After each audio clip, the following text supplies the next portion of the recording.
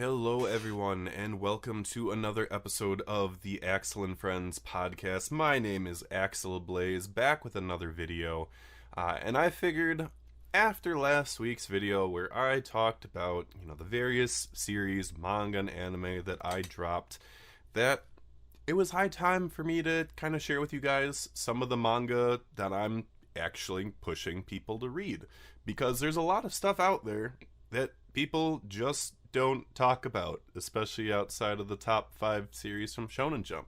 So with that being said, for this week's episode of the podcast, I decided that it wasn't just my agenda that I wanted to push. I wanted to help push someone else's agenda. And in terms of agendas that I appreciate and takes and whatnot, I invited Broken Ronin onto the podcast. Ronin, welcome to the podcast. Welcome back to the channel. It's been a while, so thank you for coming. Appreciate it. Thank you for having me here.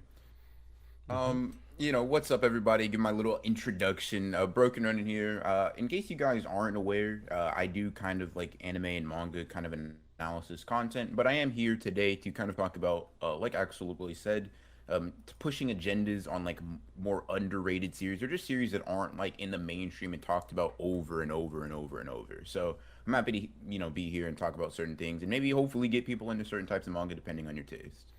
Absolutely. And that's, I know you're someone that your channel has absolutely exploded thanks to a lot of your JJK analysis, but I always appreciate when I'm looking through my subscriptions and then I was like, hey, Ronin's reading one of the series that I'm reading on the side, and it's just like, he's got the similar taste that I have, other than one series. Yeah. Which, for people that didn't know, for last week's podcast, I had actually reached out to Ronin to see if there was any series that he had just dropped. And the only one that I'm aware of that he's dropped, and he's told me, is Hitman Reborn. and honestly, like back in the day, that would have been the series that was like at the forefront of my agenda pushing.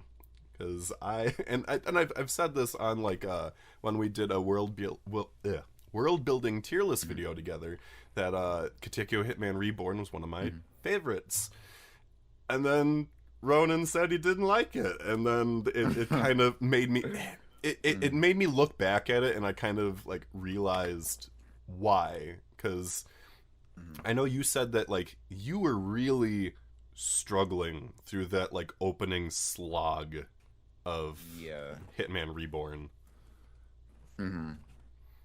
And so here's the thing with Hitman Reborn, I kind of jokingly make fun of it a lot. Like I kind of like poke fun at it because it's a series I genuinely don't like. But I think poking fun with people that like, for example, if someone was like they don't like Jujutsu Kaisen and they poke fun at it in an interesting way, that's fine, that's cool, and I find that it's funny. I like that kind of banter. With Hitman Reborn, I kind of say it's like the opening sequence. Like for me, like the first 60 chapters are, right? It's not. It would be an understatement for me to say that I didn't enjoy it, right? There's no need for me to like bash on the series all that much because that's not really the point I'm trying to get at here. But as the only series I've dropped, however, I think the biggest problem was like a mix of two things, right? It was people like friends of mine, whether they be like telling me on Twitter or just like my IRL friends who had actually seen the series, telling me it was one of the best battle shonen or like one of the best series they've seen, and they'd been seeing like a lot of stuff that I recommended them, like Bleach, Naruto. They'd been seeing like some stuff I was really big fans of. So I was like, okay, Hitman Reborn is gonna be that type of series, right off the jump. And I had high expectations, and the start just really hit me, and it made me realize this was not necessarily what I went into it thinking it was going to be. Like I feel like, I mean, for anybody that's seen the series, you know that obviously it comes in as like kind of like this gag comedy manga. But for someone like me who went into it expecting a battle shonen and then got a gag manga that I personally did not find funny at all, it was a pretty hard pill to swallow. And I think it soured my sort of outlook on the series. Even when I got past that to like around the 100 chapter mark, I just wasn't having a good time. So I was like, you know what? I'm not going to really force myself to continue reading. And that's it. Expectations and slow start were the two big things for me with Hitman Reborn. Absolutely. I mean, like, and that's the thing. Like, when you were having those thoughts and whatnot, like, it really made me like go back and look at the series and be like, what is the issue here? Like, because I knew that, like, the beginning of Hitman Reborn was very gag centric. It doesn't get into the cool battle shonen stuff until, like, you get to the second arc. But then I actually looked at it and I was just like, holy crap, they do this opening arc for like 60, 70 chapters. They don't get to like the cool stuff and some of like the best character introductions of the series until after 70 chapters. And that is absolutely absurd for a series to wait that many chapters to make like a pivot from like gag to battle shonen. And I make a lot of comparisons to Mission Yozakura Family, which is currently running in Shonen Jump, and it had a very similar Love that series start. so much. I love it too. It had a very similar start, but it made that pivot a lot faster, and I think that's like the big difference that made for it, because like in the beginning it wasn't necessarily doing all that well for sales. But when it made that pivot, when it started getting into the battle shonen, and when the art really started popping off, the sales started getting better. And now it's a really good, I'm going to say, it's still a mid-level series in Shonen Jump, but a really good one. And one that's definitely going to stick around. Despite the fact that, again, like for any other series, 70 chapters would be too late for it to pivot. Hitman Reborn was able to survive in that time, but it went on for over 300 some chapters in the end. Like, that's crazy that it took 70 some chapters to pivot, and then it succeeded for as long as it did after that. But your experience with it made me realize, I was just like, oh my god, that opening is a slog for anyone that doesn't like gags. And like here in the West, and here's the thing, it's not even that, like, because on my, like, we'll talk about this later, but like on some of my favorite series that are ongoing right now are comedy based manga. It was the fact that I like it felt like a kind of like, if I went to say Naruto and it was nothing but gags and jokes, which is fine, I like that aspect of Naruto. However, I don't go to Naruto for that, right? I don't go to this series for that, because I don't think it's funny enough to be that. I don't think Naruto, if you just isolate all of its quote unquote funny moments and put it in a series, does well, because even though, you know, maybe it'll get a chuckle out of me, it doesn't serve that purpose well. I don't think Hitman Reborn was extremely funny to me, and I think, especially when I had already seen series that would, like, read manga that would literally have me like bursting into tears laughing, seeing Hitman Reborn's gags be rather like kind of, maybe it's a lot of that like Eastern comedy that maybe like in the West I just don't understand that well. But I think it was just not very entertaining. It was just like it was like, oh, so it's a gag manga that I don't find funny. That's not good, right? That's not good for my experience of the series. No, it's not. And it introduces a lot of characters in those 60 to 70 chapters that don't matter at all. Like, they don't matter whatsoever to the plot, and it's just like, cool, thank you for introducing these characters that I'm not going to care about whatsoever.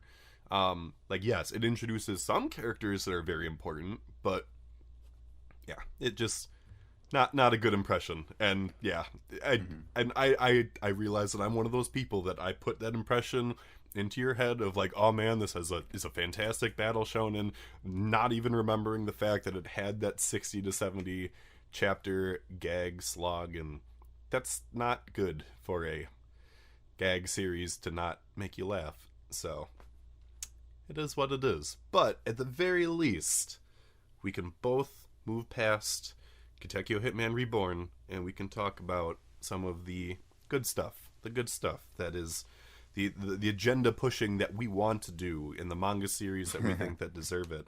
So I'm going to open up the floor to you first, and let you promote one of... I should say to the audience, we both chose a list of 5 series to promote, and we made sure to pick different series just so we can give you guys as many recommendations as possible. So with that, like I said though, with that, I will give you the floor and let you promote your first series. Yeah. So for the first series I want to talk about, it's a series called Gamaran, a manga. Basically, to put it very simply, I think without getting to spoilers, because even like some of the basic stuff can kind of spoil a lot of some of the twists and stuff later on. But Gamaran is basically a series about the main character, Gama Kuragane, and going into this like tournament-esque setting with a bunch of other swordsmen across like this entire area in Japan in order to fight um and kind of gain this like land, and you're basically gaining a reward, right? It's this kind of open tournament whole style. It's really hard to explain, but imagine a tournament, like an open tournament where like a free for all type thing, and taking place in an entire city where you can attack them when they're sleeping. You can attack them. It's basically just a lot of sword fighting. And you may be able to get this implication from, the whole Broken Ronin thing, but I'm very biased towards the samurai type of like aesthetic and that What? type of No. manga, right? Yeah. Yeah, You and crazy. Yeah. swords? No. Yeah, crazy to think, right? But I'm very biased towards these mangas. So, and I want to make it clear that Gamaran is a series that I think is very good at two specific things, right? Its fights are very good, and it's very good at building hype in those fights, right? The techniques in the manga I think are very interesting, and I think bring a lot of joy, especially if you're one that's already interested in sort of samurai, different sword styles, that fighting stuff. Like I think if you like the like a lot of the fighting in series like say Rurouni Kenshin, for example, and other samurai manga that I really enjoy, I think Gamaran is very good at utilizing its paneling, its pacing, its page turns, all to give you like this high octane, like very like this very I guess excited feel whenever you're reading through the manga, right? I will say this, if you are looking like specifically for super in-depth character writing and things like that, I want to preface that I personally did not glean that from Gamaran. For me, I went into it expecting a cool action samurai series, right, with a rather simple and straightforward plot, and that's exactly what I got, right? Some people are iffy on the ending, but I think because I was specifically just looking to scratch that kind of like just really like core battle shonen, just show me cool sword fights and give me give me some excuse for them to happen. I want to read those sword fights, right? And it did that perfectly, right? I can't be mad at the series because I feel like it gave me exactly what I wanted. And if you are someone that is, maybe feeling that itch for battle shonen, or maybe you just want a series that you can put on the back burner for when you do get that itch, I think Gamaran is really good at fulfilling that specific role. And I think it's important to have series that you don't necessarily have to be like, oh man, this the plot is making me go into like super crazy brain theory mode. Sometimes it's nice to just have things that are meathead action and or just look good like on a page. Like that is completely fine. Like, and I think especially if that's kind of like what your mindset was going into it, that's good. Like, I mean, I've got it pulled up on Mal right now. I I'm very interested by the fact that it ran for almost 200 chapters, and it ran in Weekly Shonen Magazine. Which I mean, obviously, Weekly Shonen Magazine is, since that's the runner-up after Weekly Shonen Jump, it doesn't get a lot of attention compared to the Jump series. So it's always interesting to me to see when there are these long-running series that just kind of go under the radar just because they weren't in Weekly Shonen Jump. So, but I can definitely appreciate a good sword fighting series. Mm-hmm. I can definitely say that, especially with like with Naru, for example, Mm-hmm. currently running in Weekly Shonen Jump. Very interested to see where that goes, but yeah, it definitely looks like an interesting series from what I can see. And based on the people that ranked it on Mal, not that Mal rankings mean anything in the long run, as much as some people like to make that a part of their personality. Cough, cough, Full Metal Alchemist Brotherhood fans. Um, like it's rated pretty well, so it's definitely something that I would like to see and read as well. Especially knowing, I guess it's also got a historical genre indicator on here, so that's always a plus for me as well. Cool. Well, in a similar vein on my end, not sword fighting, but fighting between men named after swords. I want to talk about Hinomaru Sumo from Weekly Shonen Jump. Um, and I will admit I'm a fan of a lot of sports series. I'm someone that I can enjoy a sports series regardless of whether I have played the sport or not. And I can definitely confirm for people out there that I have not participated in sumo wrestling before, so I definitely don't have a previous understanding of the sport. But Hinomaru Sumo, I kind of deem as like the underdog sport series that ran under the radar while Haikyuu was running. Because Haikyuu started in 2012, and Hinomaru Sumo ran from May of 2014 all the way up to July of 2019. And for those that don't know about Hinomaru Sumo, like the name implies, it is about sumo wrestling. And the main character, in a similar vein to Hinata from Haikyuu, is a high schooler that is very small in terms of fighting in sumo wrestling. In fact, he is so short that by official sumo ruling, he would not be able to enter the realm of sumo wrestling based on his height. He would not be allowed to register, period. And so the only way for him to even, seemingly accomplish the goal of getting into professional sumo wrestling and one day becoming a yokozuna, he has to prove his merit in the high school sumo wrestling circuit. And so you've got a series featuring all these high schoolers, and the most prominent ones are named after samurai swords, which is a really cool element and a great segue from our previous topic with Gamaran.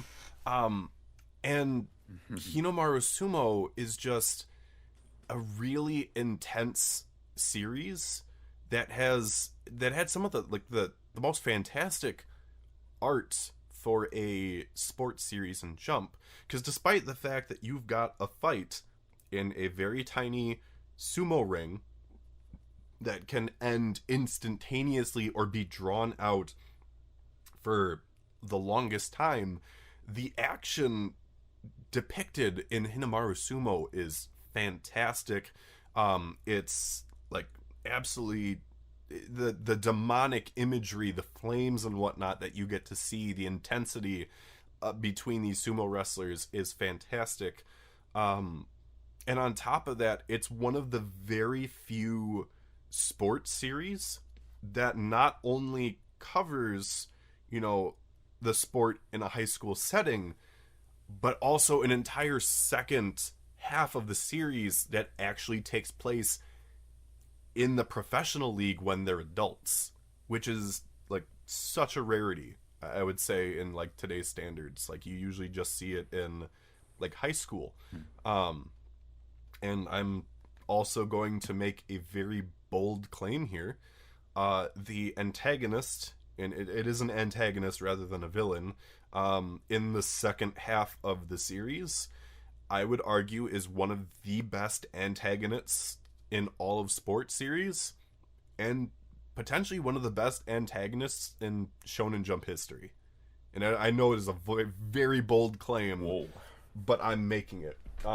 Because the antagonist of the second half is he's such a multifaceted character and so entertaining, yet so powerful at the same time. I mean, it's a sumo wrestler, so I mean, obviously it's going to be powerful, but the way that the series also depicts like his mental state, and like these analogies that are made, when like they're fighting in a sumo ring, but all of a sudden like they're in a courtroom, and like the antagonist is like putting his opponent on trial. It's so interesting, and like it's captivating, and I love it. I absolutely love it. Yeah, I will say from because I had gotten into the series recently. One, I did not know it was running like alongside Haikyuu, and Mm-hmm. that's crazy how one series in that sports genre can really flourish and blow up into the mainstream, but the other stays kind of like a lot more niche.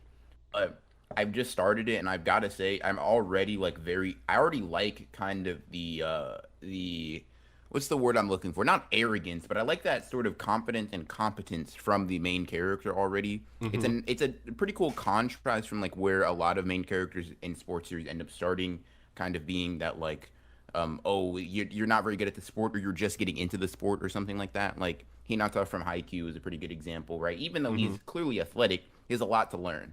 And I'm I like the art. The art looks phenomenal. Even with the few, I wouldn't even call them fights, just little scraps that I've seen. I can already tell that these bigger, much more like impactful fights are going to be something that's going to be a spectacle. And I am excited to get into it, especially with that antagonist that you mentioned, because I am very interested in seeing how he plays out. Oh yeah, I did. I need to do an eventual reread of Hinomaru Sumo. Like every now and then, I like to read the last 5 chapters over and over again, just because I just like seeing that final fight that happens.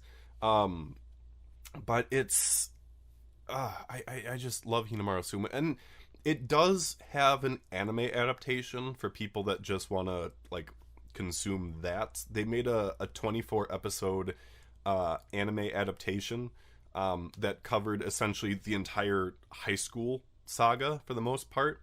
They did cut out one of the very first tournaments though from the manga, and they did change certain character interactions and like their histories and whatnot. So I do prefer the manga, but for people that want to just be like, I'm good consuming 24 episodes, anime is not bad.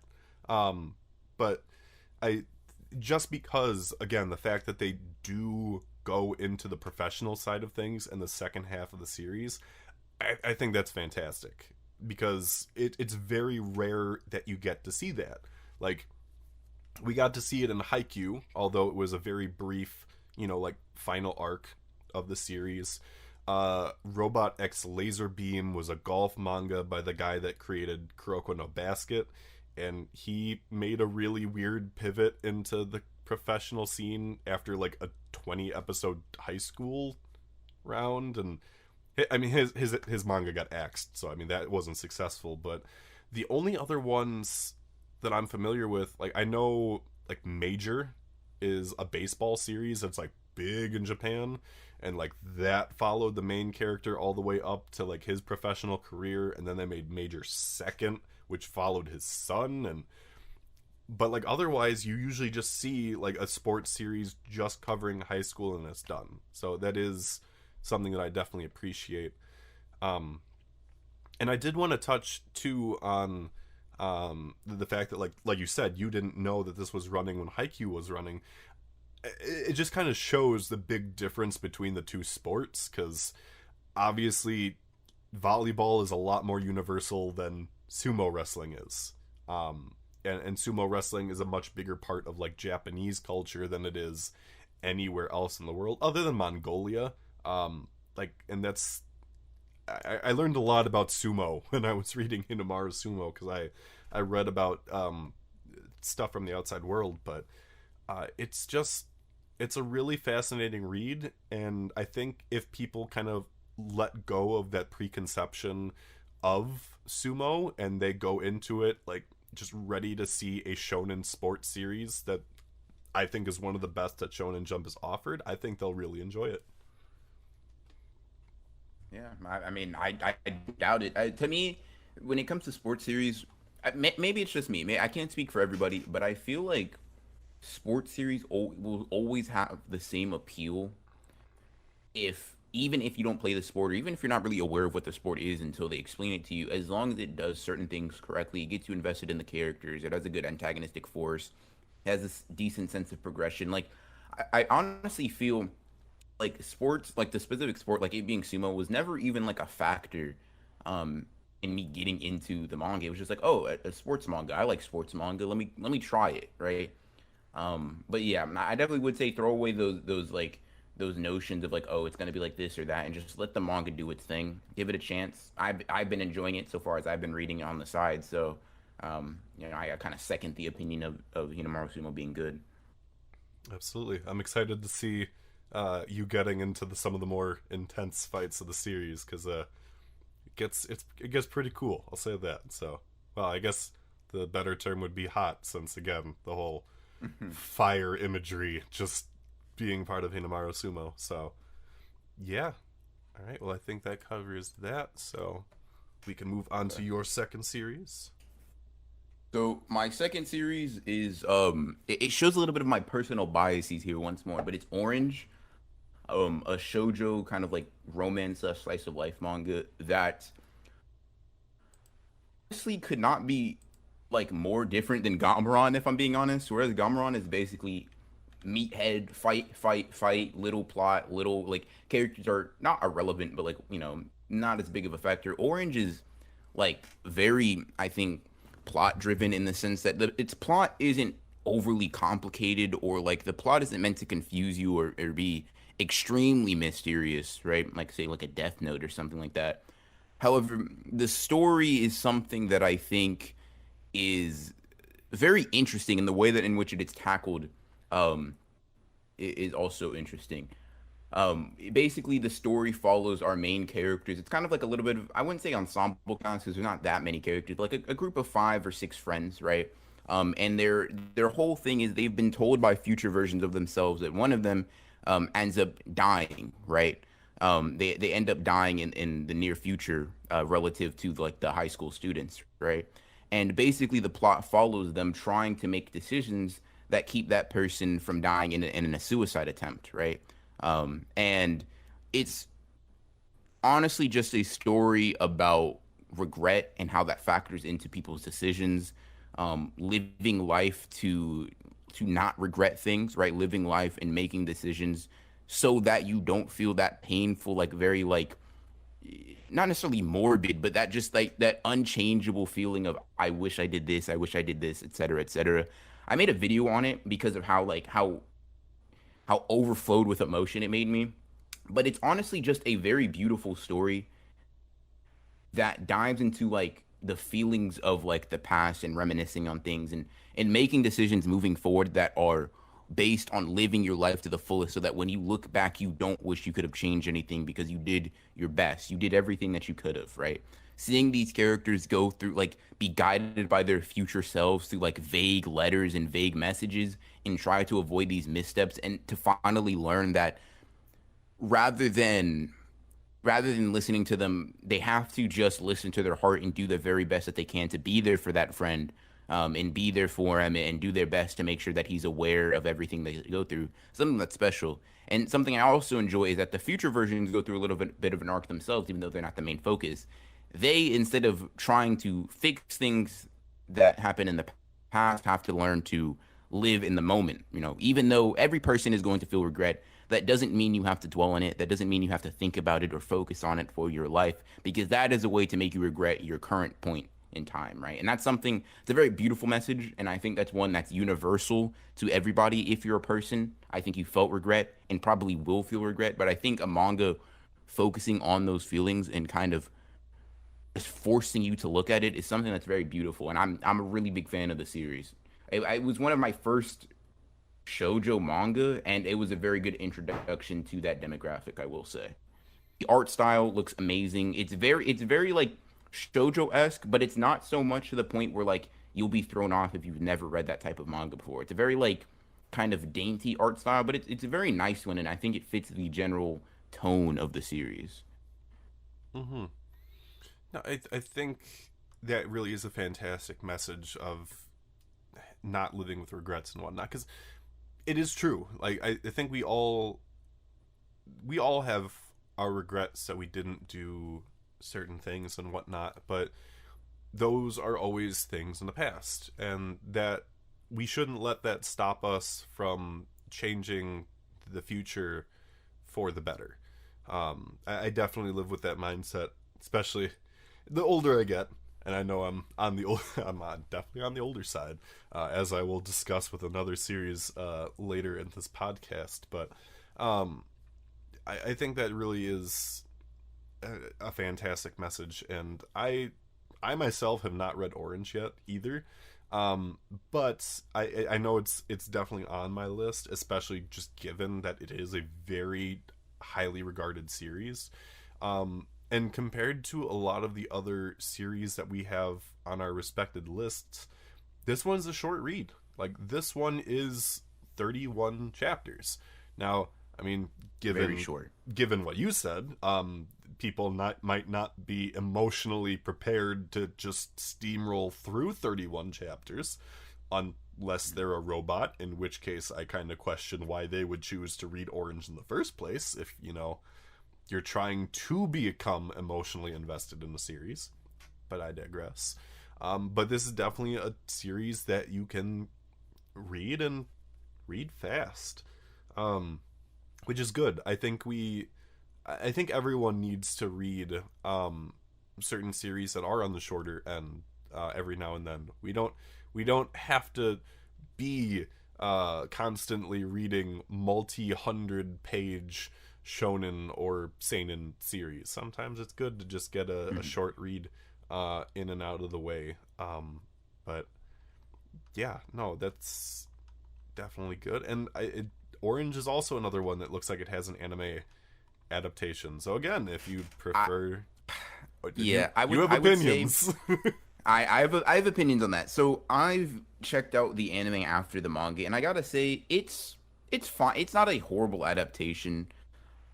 Part of it is just me being more biased towards manga, so I do want to just take my opinion with a grain of salt. If you are heavily leaning towards anime in general, sure, watch the anime. It's not like Tokyo Ghoul or like The Promised Neverland Season 2, where it's just a complete abomination towards what the series is later on. But I just do think that the manga's art style and like some of the emotional moments that happen in the manga work due to the medium of manga, and the anime just doesn't do some of them justice. If like you're just trying to get the general message in general, like get the series in kind of like info dump or whatever, or just consume it in whatever way you prefer. Obviously, I'm not telling you have to read the manga. I would just recommend that if you are someone that's cool with anime and manga respectively, the manga is the one I would definitely say read this. If not, the anime is fine too. Right. I mean, I think the big thing always is that, especially if there are certain like artistic style differences like that are better captured in the manga, that is always something that you should go for the manga for instead.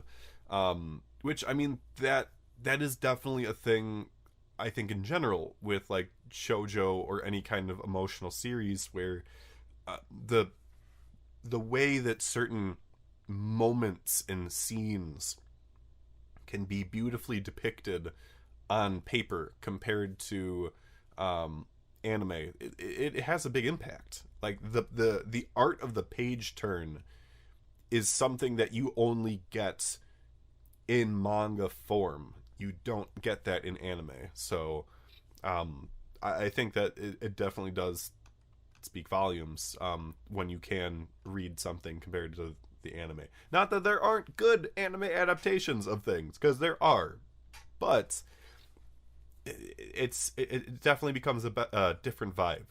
I mean, like JJK, I think, is a perfect example of that, because like the JJK manga is very different from the anime.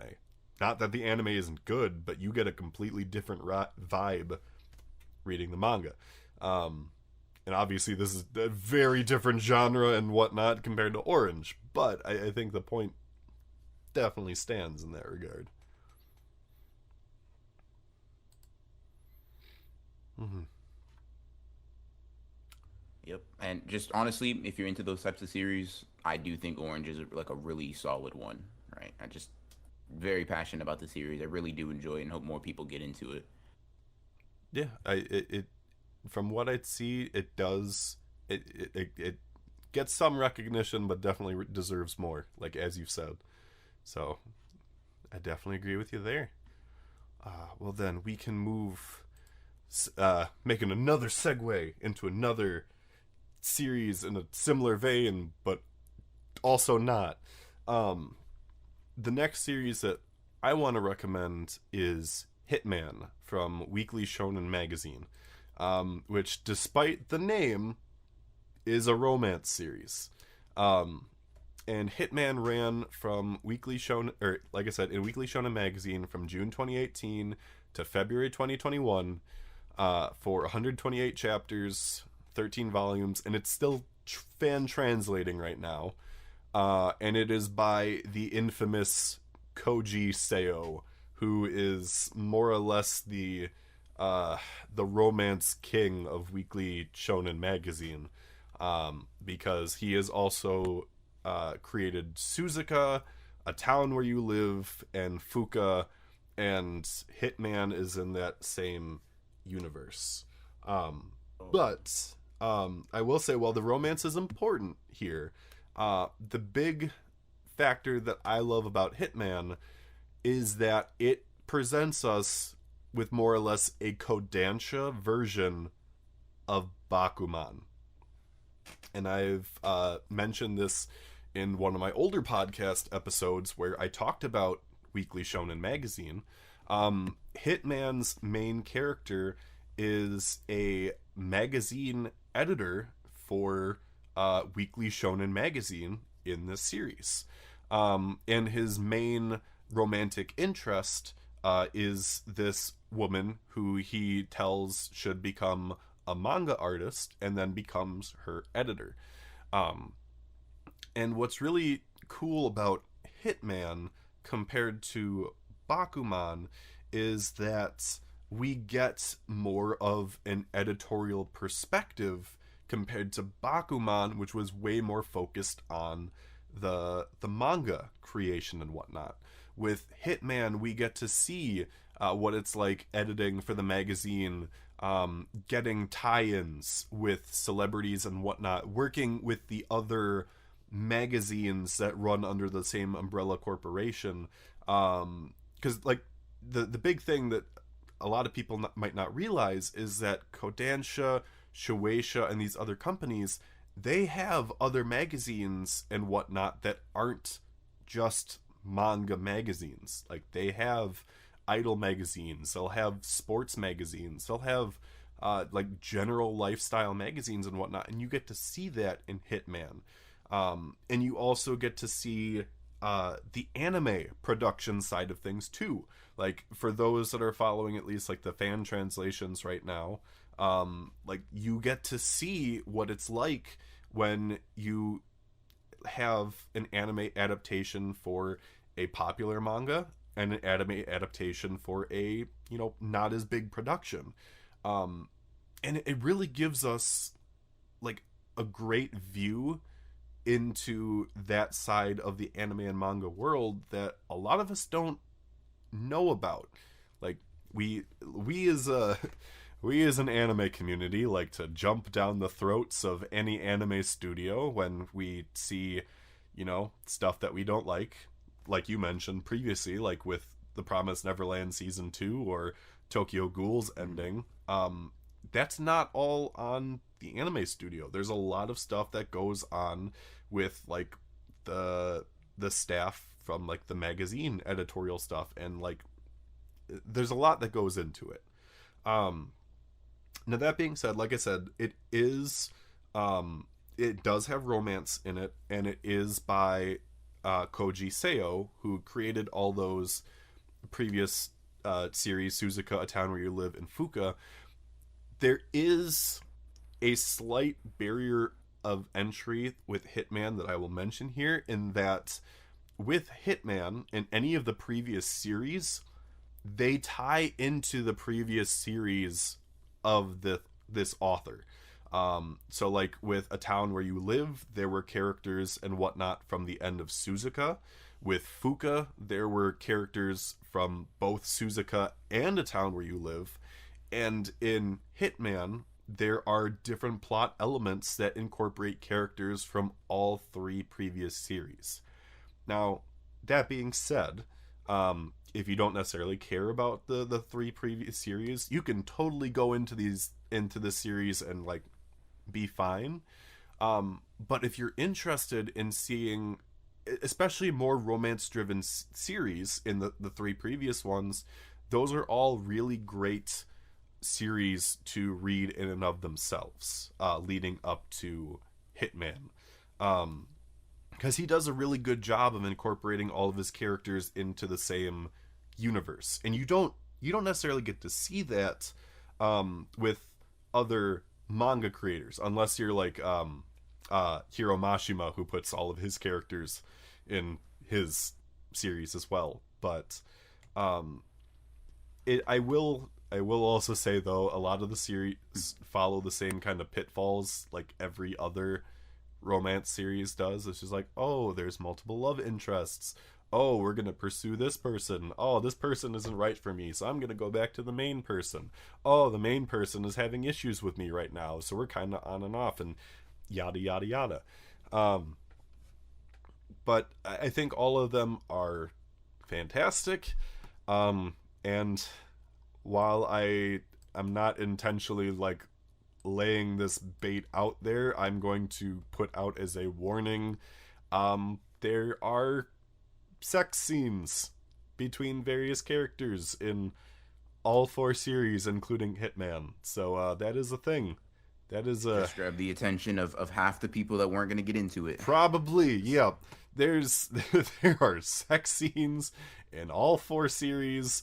Weekly Shonen Magazine shows off sex. So that's points for Weekly Shonen Magazine in comparison to Weekly Shonen Jump. Also kind of just destroying the whole argument of, oh, shonen is just for teenagers and kids. Well, not according to Weekly Shonen Magazine, I guess. It's... yeah. But yeah, again, the main focus, at least, I really love that Hitman does give us the Kodansha side of anime and manga compared to what the Shonen Jump side that we got with Bakuman. And I really love that it gave us more info on the industry as a whole. So I definitely recommend it a lot. And if you want to read Koji Seo's newest series, he started Goddess Terrace Cafe the same issue that Hitman ended. So they literally were like, all right, Koji Seo, get back to work as soon as he stopped Hitman. Wow. How long is the series? It's 128 chapters in 13 volumes. But that being said, like I said, it is still translating, fan translating. It's another one of those series that kind of two factors kind of slowed down the fan translation. One, the fact that it ended, and two, the fact that MangaDex was down for the longest time. With MangaDex being down, that slowed down the fan translation of a lot of series by months. So it's picking up now, but yeah, it's still being fan translated for the people that want to read it.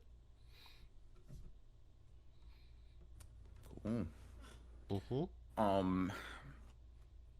Let's see. I guess I get into my third series. This is one that is not necessarily as not talked about as the ones before. However, the talk surrounding it, I think sometimes misses the mark on what the series truly does, and that's Food Wars. Food porn, the manga / anime. Yeah, that's basically the rep it has, right? And honestly, I can't be mad at that. Like, I can't be like, I don't understand where that comes from, because the author and artist duo tend to use that quite a bit in order to like display, oh, this is how good the food tastes.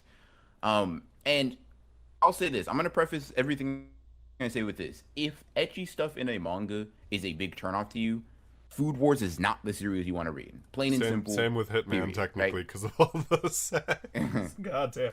But go on.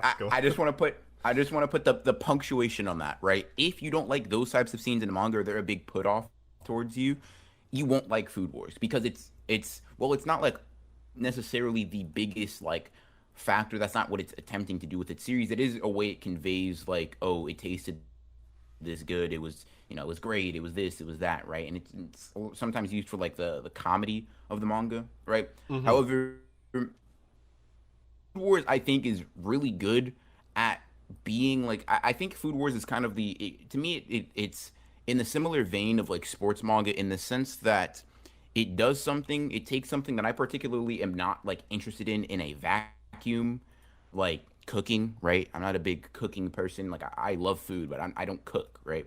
It takes something that I don't normally enjoy in a vacuum, but it portrays this sort of overarching theme and message behind it in a way that is very, very, very, very interesting, right? The way in which Food Wars portrays its cooking is almost like it's an entire battle, right? It's very like it's surprise, and it may sound weird to say this, but it's honestly like surprisingly intense from time to time. Seeing the main character Soma go up against these like seemingly insurmountable odds and try to go up against him, and many times just lose, right? Just straight up fail. Is something Yes. that I think is very fun. Like disregarding the edgy stuff, that's whatever, right? I'm not really even focused on that. I think like Food Wars is a very good story about self-improvement, and I really like that, right? I really really really enjoy that, right? Soma's whole journey is going to this super high level cooking school as like this commoner that just works at like this random shop, right? And he basically has to work his way through and assert his skill as being great at being a great cook or a great chef, right? And seeing um his philosophy along with the like other philosophies on growth and self improvement, seeing that sort of like I think this sort of like different take on improving, whereas like instead of trying to do something holistically like perfect every time, being a perfectionist, Soma is a very like trial and error type of character, right? Very, if this doesn't work, then let me try this and this. Let me try this and this. Let me try combinations that don't feasibly make sense to people, right? Let me try things that simply are unorthodox. Something that people with formal training that have been told this is the way and the only way to do something, right? Let me try it different and see if I can come up with a different outcome, right? And that is something that I think is very interesting and a message similar to Orange in the sense that it applies to everyone, right? I think there is no inherent right way. There is no only singular correct way to do something. In Food Wars and Soma specifically, really hammer that point home, right? They really hammer the point of, oh, you would think that this is the only way to do something. However, Soma shows you this way, this way, this way, and that way on how to do it differently. And these characters seeing this and kind of adapting to this in his whole like world changing because of that is something that I find very interesting. And if you are able to look past like the surface level etchy stuff, whatever, right, and really just focus on the message of improving and like and kind of growing, it's honestly a really fun story that is like I hesitate to say deep because I feel like that sounds like almost pretentious. It's not a deep story by any means, but No, it does it's have really like a not. nice message. Yeah, Yes. it's not deep, right? That's not what I'm trying to say. It's more like it has a decent message, a message that a lot of people I think don't get from it specifically because they just look at it as etchy cooking, right? It's a On food top of porn that, series, yeah. yeah, facts. On top of that, the art amazing, like Yes. stunning, hands down.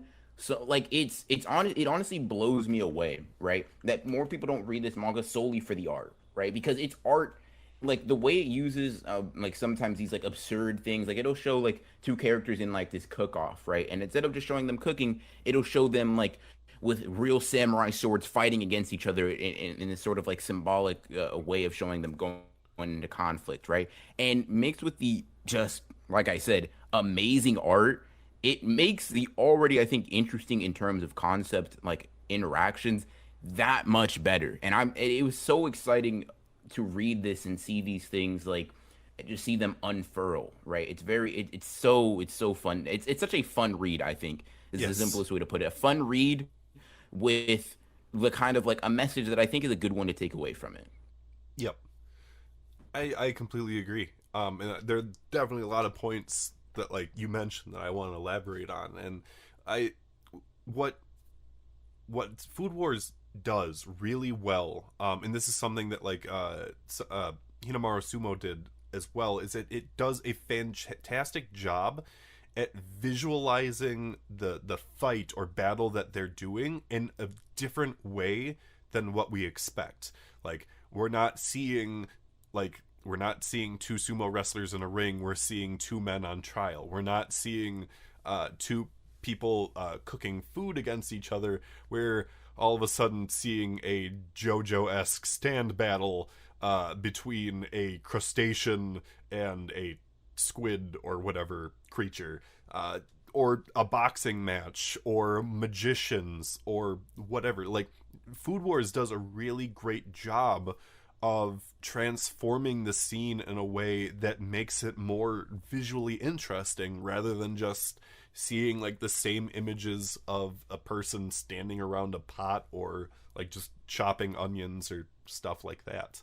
To the point you made about Soma and his unorthodox cooking, it is really great to see. Like you go into like one of these like shokugekis, a food war between like different characters, and like if Soma's in it, you're like, all right, what is Soma got up his sleeves this time that's gonna be this bonkers idea that you wouldn't expect? And that's really cool. But on the flip side, you've also got these professional cooking methods from all around the world in various styles that are really interesting to see incorporated into this series. Like, you want to see like French cuisine going up against Japanese style medicinal cooking. Cool. You want to see smoking foods going up against the use of like wild game in food. That's all there, and like I think that is absolutely fantastic to see, just like so much information about food. And like that's the thing, is that like there is a lot of research that went into creating this series, a lot of research that goes into like similar series too. Like a lot of research has gone into Dr. Stone to get all of the science information correct. There's a lot of research that goes into any given sports series to, you know, understand the rules and the history and certain prominent figures and whatnot. So it's impressive that Food Wars put in all the time and effort into learning about these different foods, cooking methods, and whatnot, and incorporating that into the series. So I do think that is fantastic. If I have any one knock against the series, though, I will say that me personally, I did not enjoy the final arc of the series as much as the rest of the series. Which that is definitely an opinion I think that is shared by a lot of people that have gone all the way through Food Wars. Just because the final arc isn't so much about the food and the process as much as it's hey, these people have quote unquote food superpowers, and it's just kind of like, what? No. And you got like a Gary Stu final antagonist. I won't say anything further than that, but like I will say the vast majority of Food Wars is enjoyable, and I think as a whole the series is enjoyable, and I like the prologue, or not prologue, the epilogue chapters that came out once the series ended. There were like 3 epilogue chapters that kind of detailed the main characters years after the series, so I appreciated that.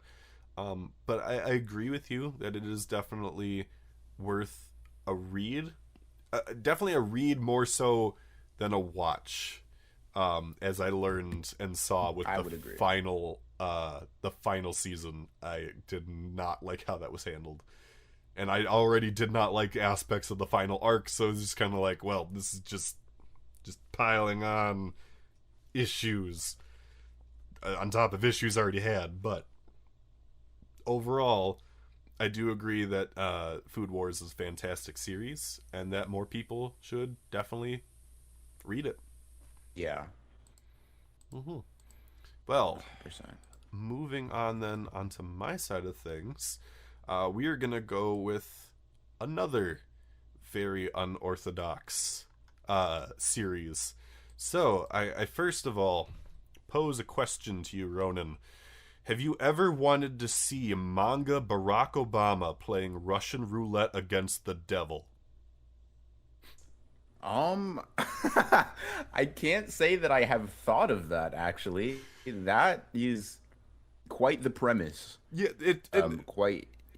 it's not the main premise of the series, I assure you, but it is an actual thing in this series that happened, called Gamblefish, which I will also say, speaking of real life presidents making their appearance in a manga or anime, which happens more than you think, like Hinomaru Sumo actually had Donald Trump in the later part of the series. It had manga Donald Trump watching a sumo match. But Very interesting. But we're not talking about Hinomaru Sumo right now. We're talking about Gamblefish. So, Gamblefish actually came out around the same-ish time period that Gamaran came out. It ran in Weekly Shonen Champion from February 2007 to July 2010. So another one of the older series that we're promoting here.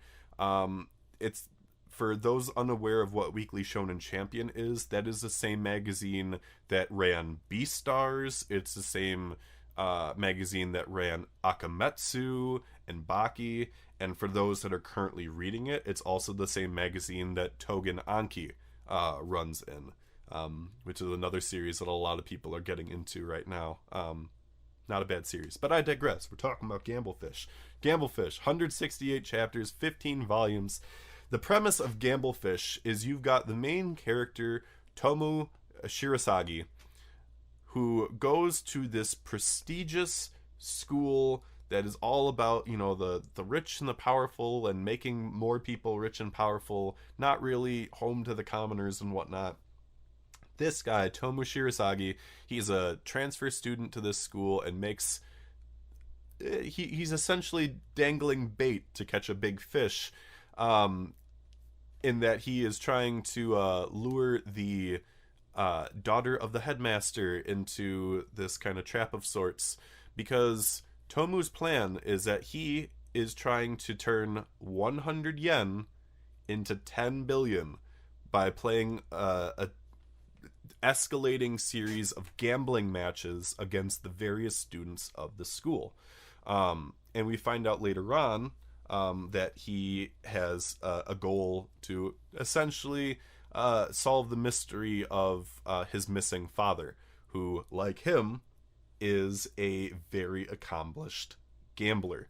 And so, as the name applies, you see various escalating gambling matches where you start out first chapter and like he is, you know, trying to figure out, oh, where did the bully in this chapter hide this object in a various room.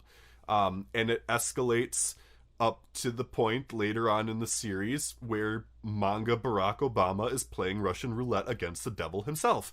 And it's just proceeds to escalate and escalate and escalate, like further and further. And one of the best ways that I can kind of describe the mood and the aesthetic of some of these matches and whatnot is that it feels very much like old school Yu-Gi-Oh! Before it got into the card game side of things. Like the original run of Yu-Gi-Oh! Where like Yami Yugi was having these shadow duels against these evil people, and like you would have a guy that like had like a lighter on top of his fist, and if he dropped it he would be like spending the rest of eternity like burning in hell kind of thing. And you've got the main character and some of his friends and allies in throughout the series like getting into riskier and riskier situations where they are putting their bodies and their life on the line. Like a little bit of a spoiler here for something early on in the series, but there is a point very early on in the manga where Tomu has one of his fingers cut off so he can win in the gambling match that he's currently playing in.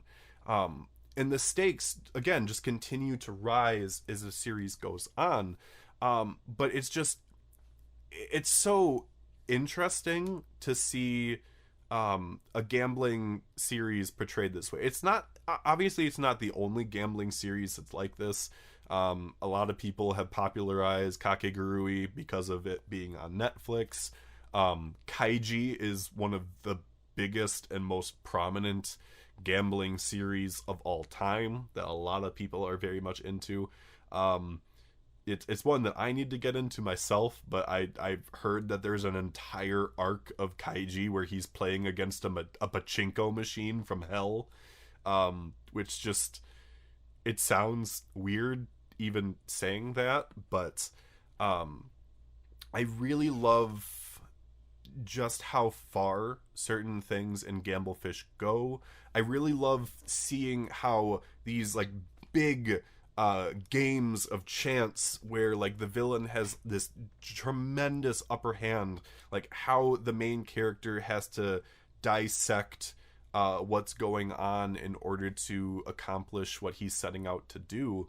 And it's just entirely grandiose. And I will once again lay out the bait. And again, very fitting because the name is Gamblefish. It is also a harem series. So that is the thing. And it's not one of those like harem series where like the main character is like turning away girls or whatnot like that. So that is a positive. I actually appreciate harem series that kind of take themselves a little bit seriously rather than just kind of like, oh, well, I'm kind of ambiguous to all of you. And then you either just pick the most obvious girl at the end or you don't pick anyone because they didn't end it with a decision. But I digress. If you wanna read Gamblefish for the meme of Barack Obama, but stick around for like the really cool gambling matches and just how elaborate the setup is, I definitely recommend it. And it's not too long of a read. Like I said, it's 168 chapters. But yeah, it's definitely a fun one. Again, memes aside, it's just really, really interesting.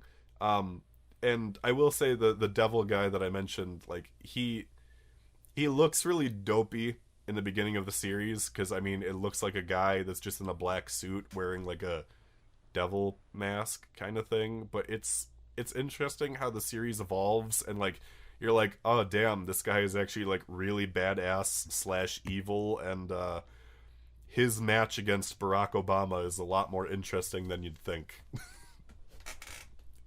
Yeah, I mean, with a premise, I guess even like a subset of something that happens in a series like that. I mean, I can't help but be kind of interested in what it does, right? Because that sounds pretty insane. Mm-hmm. Yeah, and it's again like the setup for a lot of things is really interesting. Like, yes, it starts out simple, like games of chance that you wouldn't think are games of chance, with like neat little twists with them, but like a lot of the stuff gets really elaborate, especially towards the end of the series. So it's a fun read, especially for a series that's 11 years old at this point, which kind of gives you like a thought of, oh well, this is gonna have that late 2000s kind of art style. So yeah. And I know some people like that, but just a kind of a pre-warning that it's a late 2000s series. All right, but we can move on to your fourth series here. My fourth series is another romance, right? Haha, yeah. Like you might be able to get an inkling. I like romance series, right? It's kind of my thing. What? Like, just no, kind of hit the spot for me. I'm right there with you, though. I'm right there with you. Yeah, and this is one, honestly, that's my favorite, and that's Kaguya-sama Love is War, right? Here's the thing. I hesitate to say what I'm about to say simply because like I don't want to blow up people's expectations or for them to be disappointed. Do it anyway. This is an agenda-pushing video, right? Yes, it is the agenda-pushing time. I'm going to say Kaguya-sama is by far my favorite romance, like manga and anime, and that kind of means a little bit because I have quite a few under my belt, right? Mm-hmm. You have some of like the great acclaim, like the Toradors of the world and all those things, like a bunch of other romance, like even Orange things like that you would say like are like, oh, these really good series that are pretty critically acclaimed. To me, Kaguya-sama blows them out of the water, right? I feel like this is a type of series that it works. It to me, it gets even better the more romance series you've already consumed, right? Mm-hmm. So I think for someone like me who was kind of in that peak of like watching and reading these romance and just coming across Kaguya-sama and seeing it subvert or make fun of a lot of the tropes that happen in them, that was like it was a godsend, right? Seeing like typically when you get into romance manga, a lot of the times the actual romance does not happen until the very, very, very end, right? They actually don't get together until the very end. A lot of it is the Right. will they, won't they, the Yep. kind of like you said, the love triangles and all this stuff, and that's cool. I'm aware of what I'm getting into when I get into those series. However, when I have my expectations subverted in a good way, in seeing like groups of like not only just the main dynamic possibly getting together, but also seeing other side characters have their relationships fleshed out in entire arcs, right? That's honestly to me, sometimes these side characters like love story arcs are better than some like romance series main story. Agreed. Seeing that in Kaguya-sama is amazing. Like I can't preface enough that the series is a great romance and it's also a great comedy. Like I think because it's very blunt about making fun of some of the things that romance anime tend to do, right? And just like straight up calls them out, right? Sometimes like specifically names them, then makes fun of them. It's just so funny to I think like romance manga fans because it's just like it's almost like the same way, or it's in a similar vein of like One Punch Man. Whereas like if you've seen a lot of Battle Shonen and you read early One Punch Man, it becomes funnier than if you didn't because you kind of understand the tropes it's making fun of, right? This isn't to say Kaguya-sama is only that kind of like gag or parody series. However, those aspects are funny, and when you mix that in with the like really really well written like obviously dynamics with the characters, it becomes very refreshing and a very I just like overall good romance, right? I'm not saying it'll be everybody's favorite. However, Right. if you are someone that's into that genre, I would struggle to think that you will get into it and genuinely not enjoy your experience of it. Mm-hmm. I one of the This things. is one Oh, go ahead. Go real ahead. quick, just before real quick. This is one good news. If you guys like the anime, you can watch the anime and then read the manga. Like there are like certain things that are kind of like placed differently in the anime than they are in the manga. However, its anime adaptation is actually really good. So I don't hesitate to say you can watch the anime and then transition to the manga or just read the manga. Either one for this particular series is viable. It's not all that uncommon for episodic style like romance series or whatnot to kind of get shuffled around. That was definitely the case with like We Never Learn. They did that in their series. I think Horimiya did that to an extent as well. But yeah, for like ones that, especially like their multi season or like long running, they do shuffle that around. So that's not all that uncommon. What I was gonna say, I've always kind of been shocked that the hype and love for Kaguya-sama hasn't just been a steady thing, because people have praised the anime, but like, and I think that's kind of one of the pitfalls I think of romance series in general, is that a lot of people don't talk about a romance series until it becomes an anime. I think that is like a very common thing a lot. Like you don't necessarily see that as much with like a sports series or a battle shonen. Like with those, like if they're talked about, like people will read the manga. But for romance series, like until it becomes an anime, it generally does not get that same spark. At least not in the West. Like in Japan, probably a different story.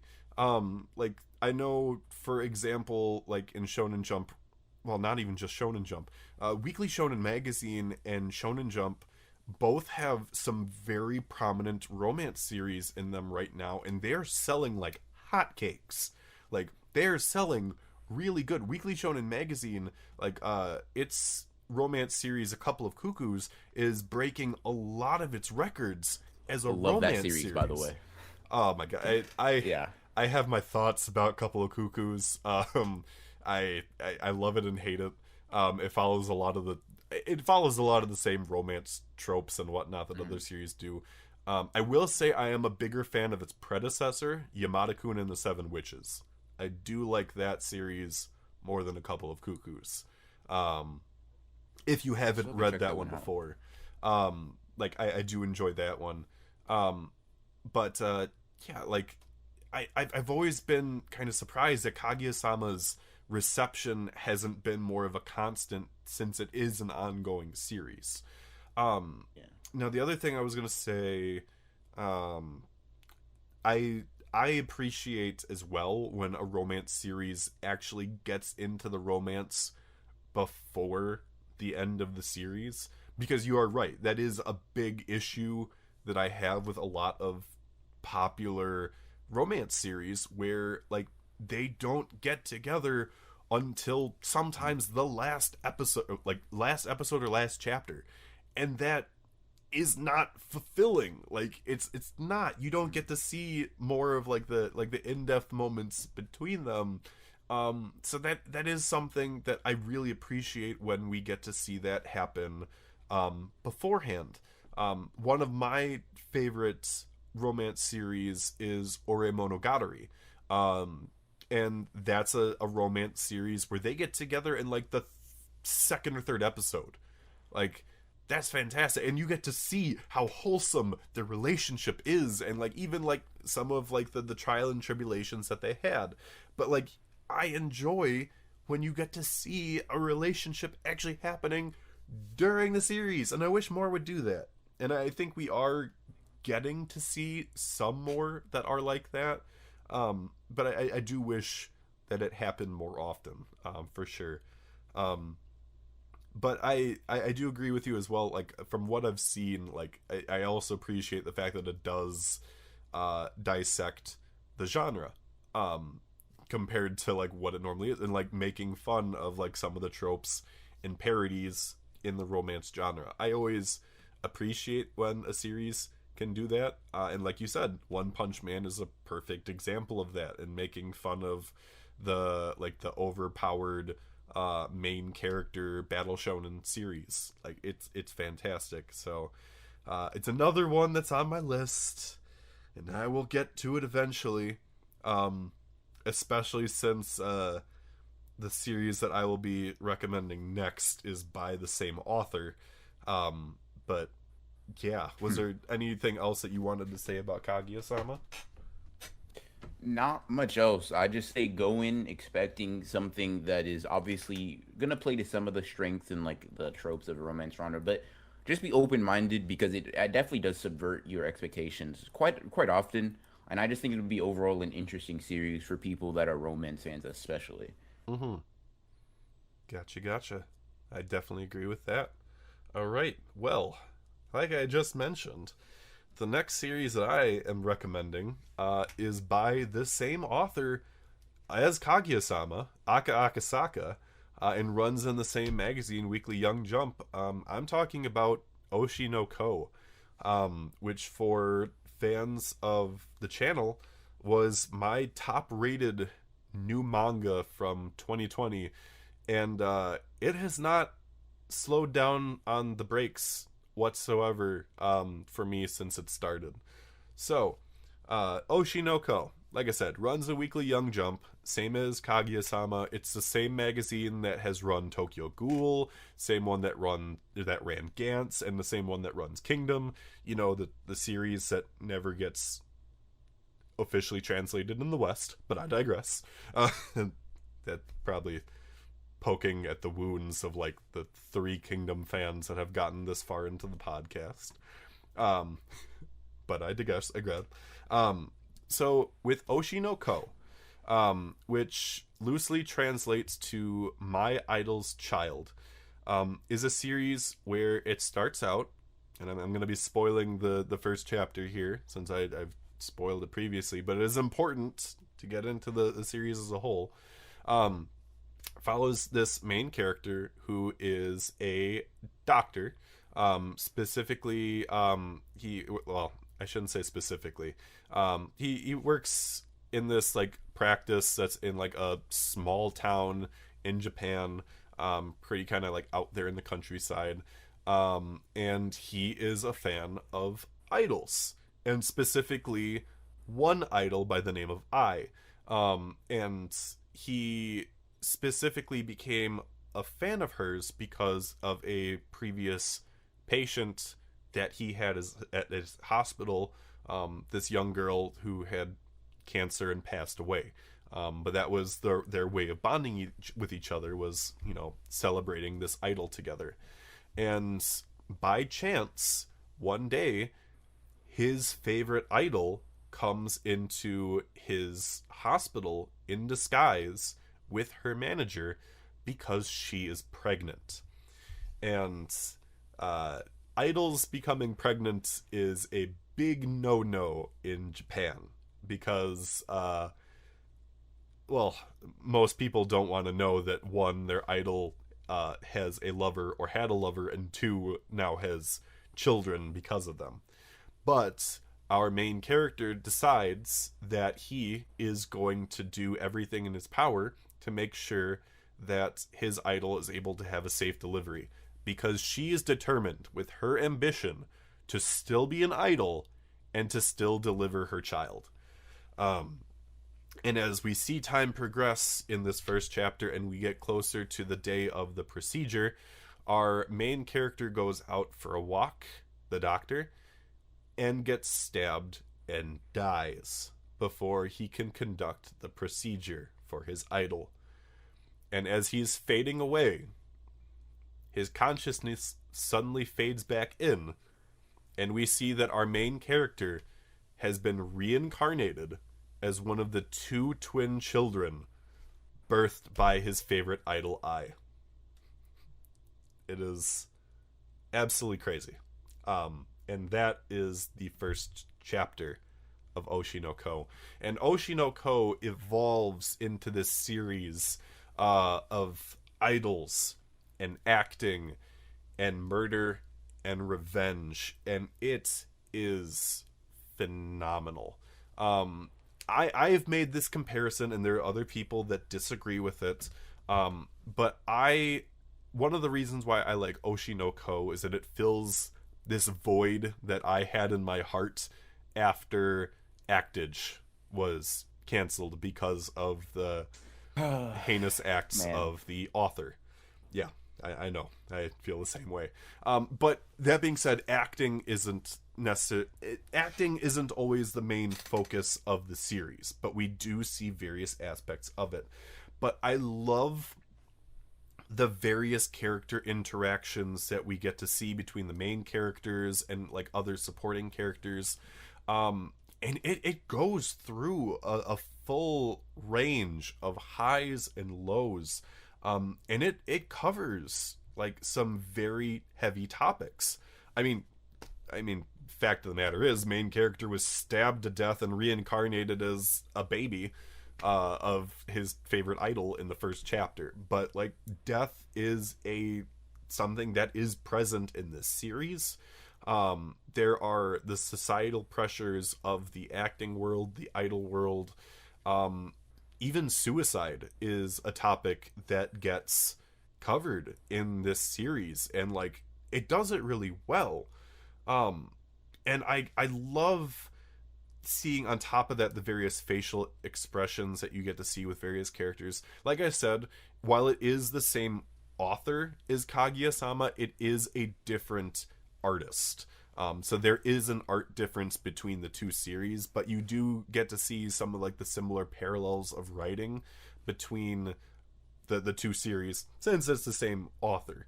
And the great thing is, it is an ongoing series. There are 51 chapters that have been translated as of this recording, and 4 volumes out in Japan. You can get in on the ground floor of the series. And it is really interesting. I want more people to read it, because like I said previously, it was my favorite series from 2020 for a new series. And that was a very contentious list, I will say. There are like a lot of other series that were really good, including this other series that'll be my final recommendation that wasn't part of my original list, but it has not disappointed me since it has started. And I've really enjoyed it. I've really enjoyed the art. I've enjoyed the character interactions, and it's just been a very enjoyable read. Especially since it is one of the few seinen series that I'm actually reading right now, which is another positive, I think. The fact that like it feels like a seinen version of Actage, as much as I know some people don't like to make the comparison, but still. Fair.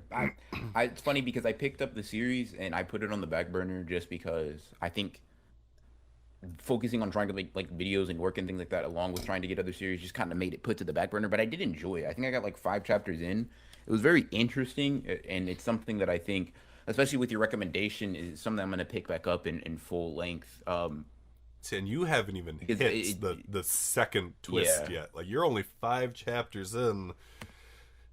Something else happens, and I'm not gonna say, but like it's obviously it's alluded to at like the beginning of every chapter. Yeah. I think I know what the twist is just because I think I picked up on like, oh, okay, this is what that means. But it's still, I'm still ready and I'm still interested in actually seeing it unfold and how that like impacts the characters. So I am definitely gonna take this one to heart and continue with Oshi no Ko. Yeah, especially since you are as big of a Kaguya-sama fan as you are, since it is by the same author. I definitely think there is the merit there. And while there definitely are romance elements to it, that's not the focus of the series as much as like the acting, idols, murder, and revenge are. So it's definitely one of the series that I give my recommendations for. So yeah, definitely worth picking back up when you have time. Obviously, I'm getting I want you on that Hinomaru Sumo agenda more than anything, but it's since it finished. Like obviously with Oshi no Ko, you have more, like this series isn't going anywhere. Like it sells well, so it's not like it's in any danger of getting axed. So it's gonna be around for a while, especially like once Kaguya-sama ends, like then Akasaka's attention can pretty much just like solely go to this until like they decide to like do their own solo series again. But yeah, it's not going anywhere, and it's only gonna get more enjoyable as more chapters stack up. So yeah. So with that being said, then Fair. We can move on to now, we can move on to the final one, right? Yes, your final recommendation, the final manga on today's podcast agenda. So the final one is a comedy manga, and it's Grand Blue, right? Now I want to preface before I get into like kind of generally talking about it, I want to say this, right? I feel like I've read a lot of manga, and I'm reading a lot of manga that are ongoing, right? A lot of manga that people would genuinely say are really good, right? That are still going. You know, obviously you have your mainstream one like your Jujutsu Kaisens, your My Hero Academia, your Black Clovers, all that stuff that you'd see in like Shonen Jump, right? I'm also reading some of the I wouldn't say really niche stuff, but like just a little bit less talked about, like your Kaguya-samas and things of that sort, right? Tokyo Revengers, although that's blown up into the mainstream, and a bunch of other series, right? I'm reading on a pretty regular basis. We got into Tokyo Revengers on like the elevator before it hit off. Like if you got into Tokyo Revengers in like 2020, like you got in like right before it took off. So, but that being said, it cut off. So and out of all, no, you're good. Out of all of those series, Grand Blue is the best or the most, I'll rephrase, the most enjoyable read out of any of them, hands down. It's kind of hard to put into words because like for me at least, it's hard to describe or like kind of like analyze comedy, like what makes something funny. However, Grand Blue is the easiest 10 out of 10 I think I've ever given a manga, right? Just the quickest little like smallest amount of thought, because it's just pure like enjoyment, right? It's literally I'm kind of rambling here just because it's hard to put into words like why I enjoy it so much, but it's just like the funniest manga and like one of the funniest experiences I think I have had, right? It's a very simple premise.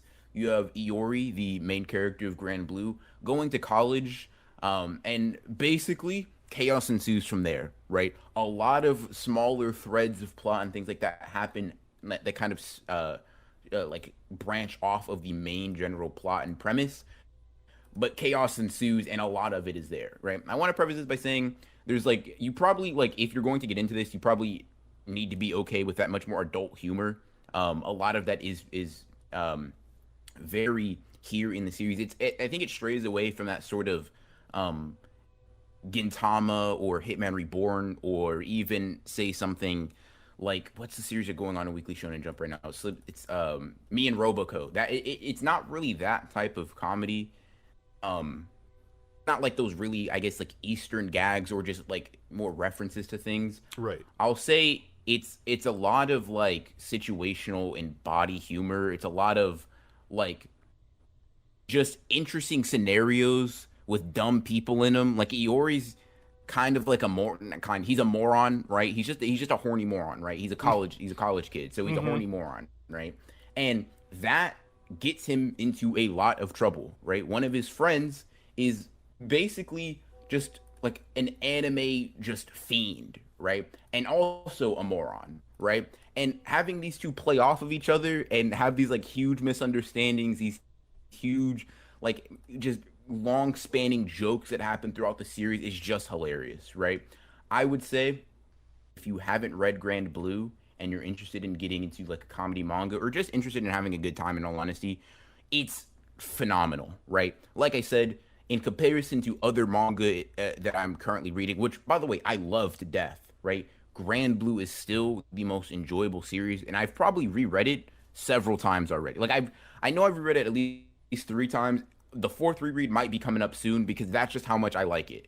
That's how much I enjoyed the series. The art in the manga specifically plays so well to the strengths of like the reaction and things like that. It's just something about it. Everything when it's put together, the characters, the way they interact, the way that they're like sometimes so dumb and like I don't know. It's like you expect them to do these things and they somehow still subvert your expectations. It's insane. Great comedy manga, great manga in general. Has slight romance elements, I guess, although it's not really a big thing. Has some serious-ish arcs. It's not really nothing. It's nothing crazy. But like it does have serious moments and it kind of teaches you some sort of life lesson here and there. Like through its comedy. It's just really it's like I just it's just peak enjoyment. That's it. That's all I can say. Read Grand Blue. Out of any of these, if you had to pick one, Grand Blue is it, hands down. I will admit, the idiot and idiot dynamic is always one of my favorites because the comedy that ensues from it is just fantastic. Like it's I am never upset with an idiot and idiot comedy duo because it works. And I think like so you hit the nail on the head. I think why, because Grand Blue is definitely one of those comedy series that you definitely see at least a decent amount of people talking about if they're talking about a comedy series. And I think it is important to make that distinction a bit that I think it's more comedy than gag, because it has that situational humor. It has more body humor compared to Eastern mannerisms, which is why a lot of those kind of comedy and gag series can fall short in the West because we don't understand the cultural aspect of it. Like I think, like you mentioned, Me and Roboco is definitely an example of that. To an extent, obviously, because Me and Roboco, a lot of the humor is how many like previous Jump series references it can make. Compared, I think, but a bigger example would definitely be like High School Family, or even the previous gag series by the same author, Isobe Isobe, which was like coincidentally a series that only started because One Piece was on break one week and they needed to fill it. So they put in Isobe Isobe, and it had enough of a positive reaction that they were like, yeah, let's give it a series. and then it ran for like 200 plus chapters. But like, that is definitely something where gag and comedy series do fall short in the West, because we don't have that same relationship to it. Like, gag and comedy series in general in Japan are a big part of their culture. Like, you see it a lot even like with talk shows. Like, comedy is huge. They make comedic moments out of everything. And like, we like make jokes at like the occasional like Japanese game show, but yeah, they love humor, because when they're not having like this enjoyment of humor, it's like a 9 to 5 business mentality in Japan. And then the very serious drinking issues that they have once they get off of work and go to the bars. But I digress. Completely different thing here. I can appreciate the fact that like Grand Blue is a series that has made the strides that it has in the West, because it is good to actually praise like the good comedy series that do make an impact for a lot of people. And once again, while this isn't a series that I have gotten into yet, it is another one where like I've heard tremendously great things about it. And as someone that like, I do enjoy comedy and gag series, I'm one of those people, those rare people that actually enjoys me and Roboco, which is weird. I will admit that. I will admit that it's weird, but I like it. It's very hit or miss sometimes. Like there are definite valleys, but there are good peaks. Like I can appreciate when there's a good comedy series that I can talk with multiple people. So I definitely look forward to getting into Grand Blue eventually. And I my highest praise as an ongoing series right now, if I'm being completely honest. Just what it sets out to do, it does in a way that is just so fun. Like, simply put, that's it. That's all I can say. I mean, it's just pure fun, right? Like, you wouldn't imagine. Also, for this, I really recommend the manga. I preferred it over my anime experience, but I've heard the same. Yeah, like, yeah. I just because the art's so phenomenal and the page turns and the sort of expressions are perfected in the manga, but like, I feel like it's just like sitting at my computer, like laughing and having trouble breathing because of how hard one page made me laugh. It's just an experience I don't get from any, if any. I don't think I've ever gotten from a series out of pure like laughter. Just like, and it continuously. It's not just like it has one joke or it has one chapter where it's super funny. Almost every chapter has me like that. Just filled to the brim with laughter and happiness just reading the series. I just really am passionate about it because, like you said, while it does get praise when it is talked about, I just want more people to be talking about it. Absolutely. I think, and again, just because of how comedy is viewed here in the West, it speaks volumes when there is a series that is a comedy series that we should promote and have more people talking about. Because like, when there are great series in that genre, more people need to consume it, period. Like, I think more people need to enjoy comedy, and again, especially the ones that can translate as well as they do in the West. So yes, again, for anyone listening, if there's any one series, not that you shouldn't read all the series that we have recommended in this podcast, because that is all this is about, is pushing our agendas. If nothing else, like Ronan has said, Grand Blue is the one that he wants you to read more than anything else from this podcast today. So definitely check that out. Well then, was there anything else that you wanted to say before we moved on into my final one? Nah, really. Love all these series for completely different reasons that I listed before. If any of them sound interesting to you, get into them, give them a chance. I think they're really good. Absolutely. Well, the series that I'm going to end off on is a series for me that, like I mentioned, is another series that came out in 2020, but one that I wasn't expecting. I wasn't expecting this, since it came out literally at the end of the year. And has been nothing but enjoyable for me since chapter 1. and that's Build King. No, I'm kidding. Oh my god, could you imagine? Could you Oh, imagine? would have had to leave. Oh my god, no. You know me. You know I had to put in a Build King joke toward the end there. No, but funny enough, it is the series that was published the week after Build King and Shonen Jump, and that's Sakamoto Days. I love Sakamoto Days. If I am speaking honestly, it is one of my top 4 series in Shonen Jump right now. Like, period. I love Sakamoto Days. I have loved it from the first chapter, and it has not missed that mark for me personally. In any given chapter. It has just been phenomenal. So, for those that don't know Sakamoto Days, it is a series about a retired assassin that works at a convenience store with his wife and his child. And one day, one of his former associates from the same assassin organization tries to come and recruit him. And we find out that Sakamoto, despite the fact that he now looks old and chubby and no longer looks like the skinny top of the assassin world guy that he used to be, still has all of his assassin moves and quickly disposes of his associate. Not killing him, though, because he is completely given up on killing people, as that is a rule that has been established by his wife.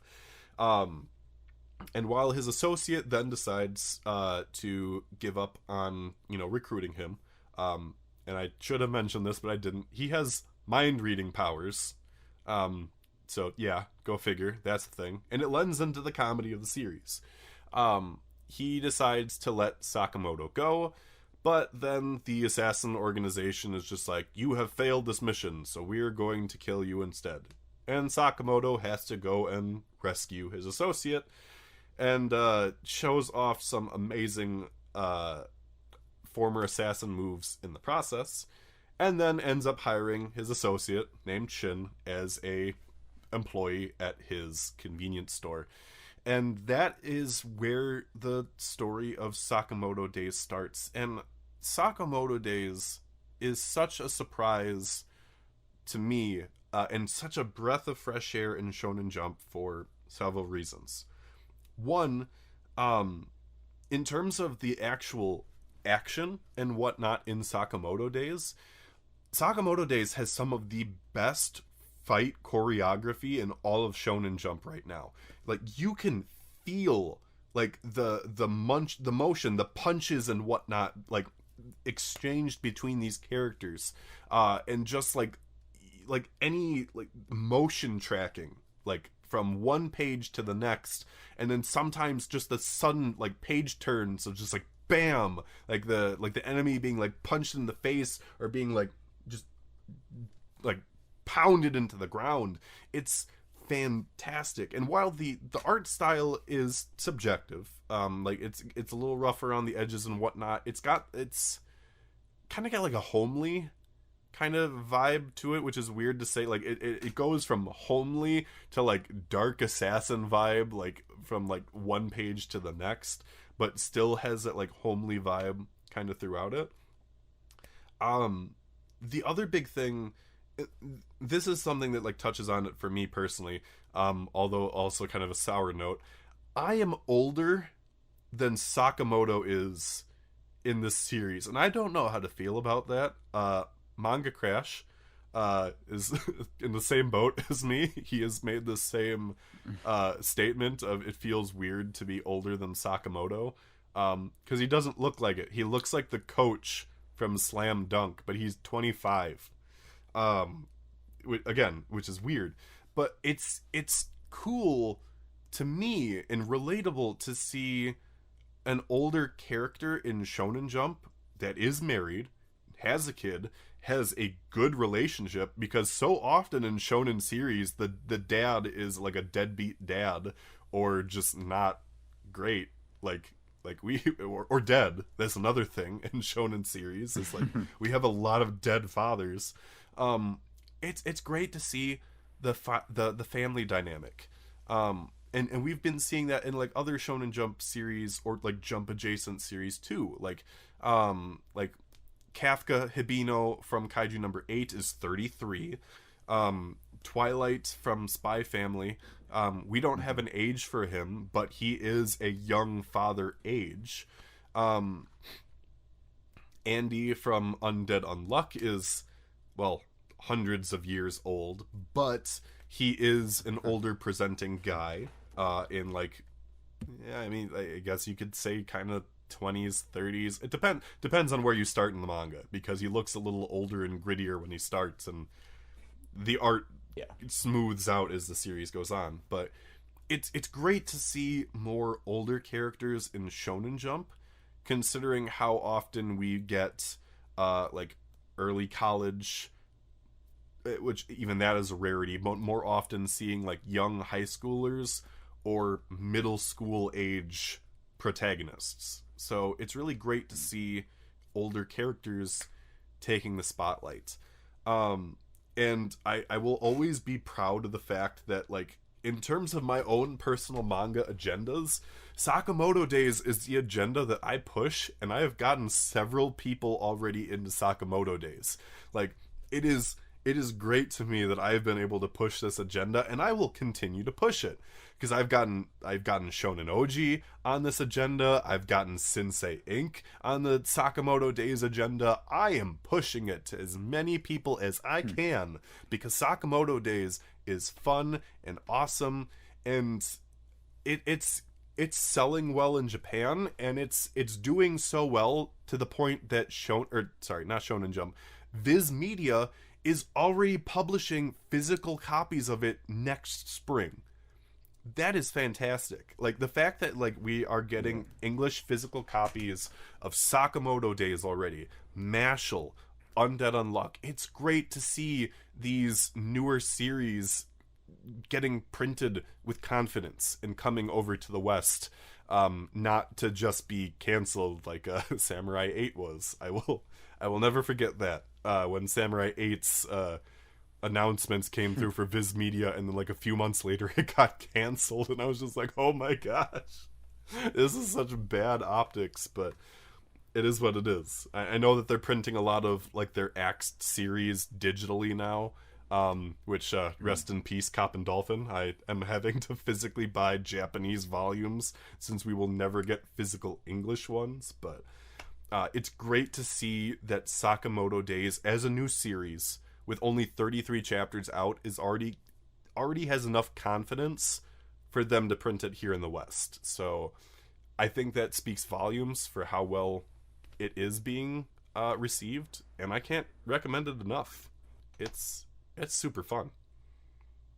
Yeah. I mean, I agree. I don't have as much passion towards it. However, I do read Sakamoto Days in the same like when all the chapters come out, and kind of take it at my own pace, and I do enjoy it. It's just a very like good, like almost kind of like how you talked about the art, like homely kind of like just sit back and relax type of series, and it's pretty fun.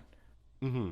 It's not one of those series that like has a crisp art style like My Hero or Dr. Stone has. Like it's got its roughness around the edges, but it definitely more than makes up with that for the characters, the character interactions, and the action. Like, again, like the choreography is fantastic, and Sakamoto Days still has one of my favorite double page spreads of the year so far, with the Ferris wheel double page spread, if you know what I'm talking about. Without me spoiling anything else. That was amazing. That is still one of my favorite double page spreads of the year so far. Which goes to show that like Sakamoto Days does have some fantastic art and paneling, despite its art style sometimes. But I can't recommend it enough. It is, of everything on my agenda here, it is definitely number one. And I say that despite Oshi no Ko being one of my favorite series from last year, and all of my praise of Hinomaru Sumo, and Hitman, and the memery of Gamblefish and Barack Obama. Sakamoto Days is definitely at the top of my agenda right now, and it is definitely worth a weekly read. Like, you can get on the ground floor and enjoy it with the rest of us. It's going to be fun. And if you want to wait until the English physicals come out, that's cool too. But either way, it's a series that I can't recommend enough. And that marks the final series of my agenda. That is my agenda there. But I think, especially with both of our lists, we covered a very good variety, and we covered a lot of great series that more people really need to get into. So I really hope that enough people do come in and like listen to this podcast and see for themselves, like, you know, what we're talking about and what's out there. And I will make sure that the names of everything are in the description and in the comment section, just so people know what we talked about and what you can find. So we'll definitely say that. But Ronan, I want to thank you for being here and giving the fantastic input that you have on not only my series, but obviously everything that you talked about. So thank you for your input with all of that. No problem. I appreciate you inviting me on here. Obviously, I had a lot of things I wanted to talk about. Push the series as much as I can. Make sure to get on those, by the way. They're all fire. But yeah, I mean, I appreciate you having me. Absolutely. I've learned a couple of series to get into, and yes, hopefully I've given a couple of series that people can get into. And I hope that I do not give you the Katekyo Hitman Reborn experience with any one of these. But at the very least, I know that none of these series have a 70 chapter wait period before they get to the pivot. So I can definitely say that. So that is a positive. But that being said, I will give you this space to once again give your plugs. Give your plugs to your YouTube stuff, Twitter, all that. So the floor is yours. Yeah, so you can, I guess, go subscribe to me on Broken Ronin. That is my channel name. If you want to follow me on Twitter, I have the Twitter links on my channel. But if you want to just go straight there for some interesting takes, I guess, and updates as to when I make videos, just at the Broken Ronin is where you can find me. I don't have a Discord yet, so there's nothing to really worry about that. Just YouTube and Twitter are going to be the main places where you'll be able to see, talk, or like interact with any of my content. But you know, if you guys do end up joining, I hope you guys enjoy what you see. Got a lot of anime and manga analysis content, as I said in the beginning. Actually planning to do, I've either have done reviews and kind of analysis or plan to on all the series I mentioned here. So, you know, you can look forward to that in the near future. Absolutely. And are you still part of the Deviants on YouTube as well? Yes, I am. That is, thank you for reminding me. I am part of the Deviants, which is a group that involves like me, the Masked Man, Augie, a bunch of other creators, Your True Captain, if you guys know him.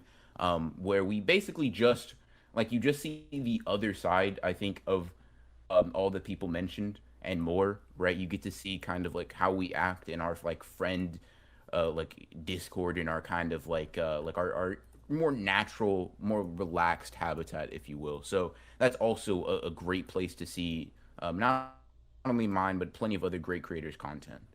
Absolutely. I'm subscribed to both, so everyone else out there should subscribe as well. And I agree. You know, it is great seeing other sides of creators, because it gives us a more well-rounded view of the people that we view their content of. Because I think there are a lot of us that definitely are in that, like, that sometimes can be in that vein of I am very analytical and I am only analytical, and then like you see other stuff and it's just like, oh wow, they are an actual person and they have personality and they are not a robot. Not saying that people that are mostly analytical on their channels are robots, but it's nice to see, you know, people having just fun. The contrast. Yes. You get to see a little bit of like you get I think a little bit more of an implication as to who we are, especially in our group dynamic, than what you would get from like the regular type of content any of us do. Absolutely. I 100% agree. Well, that being said, like I said, all of your links and whatnot will be in the description for the people that aren't subscribed and whatnot to Broken Ronin already.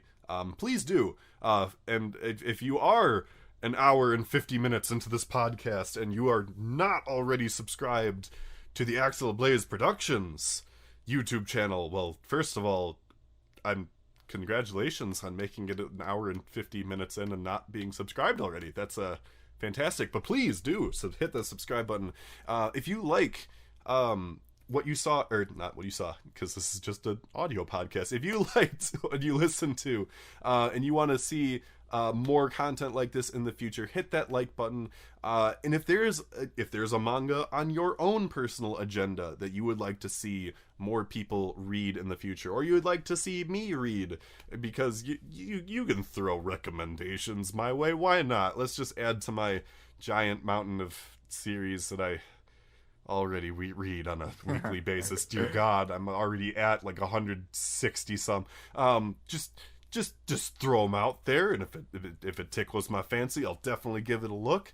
But yeah, I want to hear what you guys say down in the comments. And once again, check out the various manga series that we recommended in today's video. Definitely given the seal of approval from both of us for all 10, so definitely check them out. But until next time, my name is Axel Blaze. Thank you guys for listening.